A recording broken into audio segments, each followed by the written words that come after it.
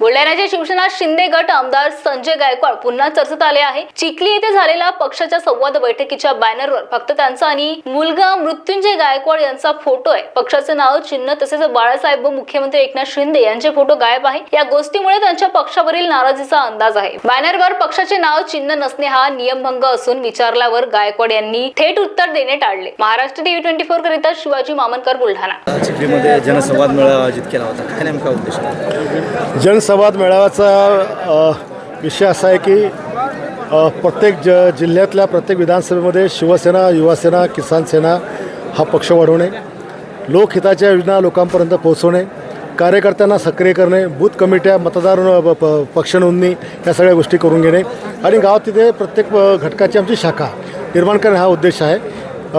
घाटाखालच्या 3-4 तालुक्यामध्ये झाली, आता चिखलीमध्ये मागची एक बैठक झाली, पण ती समाधानकारक नसल्यामुळे हा संवाद मेळावा आम्ही ठेवला होता।